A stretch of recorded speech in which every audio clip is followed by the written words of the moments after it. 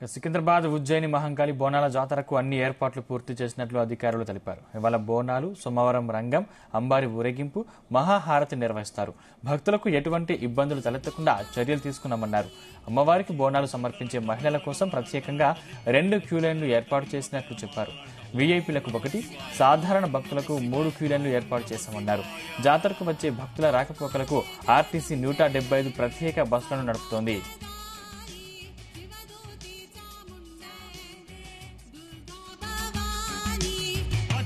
మండలంట మెడల గవల దండలంట నెత్తి మీద కుండలంట నిమ్మకాయల మాలలంట ఓం నమ శివాయ ఓం నమ శివాయ ఓం నమ శివాయ यो न प्रचो ने हमें उत्पन्न किया पालन कर रहा है तो तुझसे ही पात्र प्राण हम दुखियों के कष्ट हरता है तो तेरा महान तेज है छाया हुआ सभी स्थान सृष्टि की वस्तु वस्तु में तू हो रहा है विद्यमान. మహంకాళి బోనాల జాతర ఉత్సవాల ఏర్పాట్లను మంత్రి పొన్నం ప్రభాకర్ పరిశీలించారు. దేవాలయంలో అమ్మవారికి మంత్రి Ponnam Prabhakar, US consulate general Jennifer A Larson ప్రత్యేక పూజలు చేశారు. US consulate general Jennifer Larson మహంకాళికి బోనం సమర్పించారు.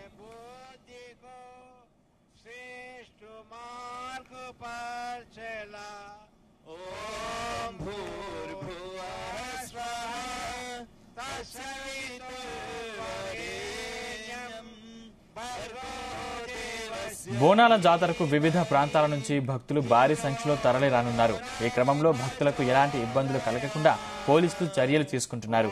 ఇవాళ రేపు సికింద్రాబాద్ పరిసర ప్రాంతాల్లో ట్రాఫిక్ ఆంక్షలు విధిస్తున్నట్లు పోలీసులు తెలిపారు. ఉజ్జయిని మహంకాళి టెంపుల్ కు 2 కిలోమీటర్ల పరిధిలో ఈ ఆంక్షలు అమల్లో ఉండనున్నాయి.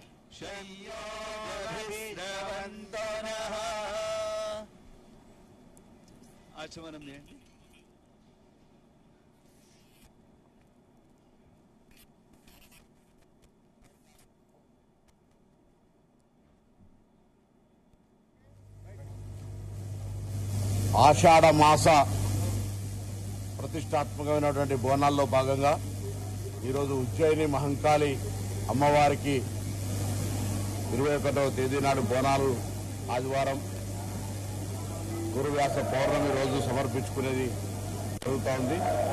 ఈ సందర్భంగా అందరికీ కూడా హృదయపూర్వకంగా అమ్మవారి ఆశీర్వచనం ఉండాలని అమ్మవారిని ప్రార్థిస్తూ సకాలంలో మంచి పరిపుష్టమైనటువంటి వర్షాలు పడి రైతాంగము, వ్యవసాయము, ప్రజలందరికీ సమస్యలు తీరి అందరూ బాగుండాలని అమ్మవారిని ప్రార్థించుకుంటా ఉన్నాం. ఈ యొక్క హైదరాబాద్ జంట నగరాలకు సంబంధించే కాక కొన్ని వందల సంవత్సరాల నుంచి వస్తున్నటువంటి ఒక చారిత్రాత్మకమైనటువంటి సాంప్రదాయమైనటువంటి సంస్కృతికి అద్దం పట్టే ఈ బోనాల పండుగను ప్రతి ఒక్కరూ జరుపుకుంటారు. ఈ జరుపుకునేటువంటి సందర్భంలో ఎక్కడ కూడా ఇబ్బంది రాకుండా ప్రభుత్వం అన్ని చర్యలు తీసుకున్నప్పటికీ ఈరోజు ఇక్కడ మళ్ళీ 28 నాడు లాల్ దర్వాజాలో కావచ్చు, దాని తర్వాత పలార బండ్లు కావచ్చు, రంగం కావచ్చు, అంబారి కావచ్చు, అన్ని కార్యక్రమాలు విజయవంతం కావడానికి అక్కడ ఉన్నటువంటి ఇక్కడ స్థానికంగా ప్రజలు, ఎందుకంటే బయట జిల్లాల నుంచి కూడా అందరూ వస్తూ ఉన్నారు. మహిళలకు మహాలక్ష్మి కింద ఆర్టీసీ బస్సు కూడా ఫ్రీ ఉన్నప్పుడు చాలా మంది అమ్మవారి భక్తులు ఇక్కడ సందర్భంగా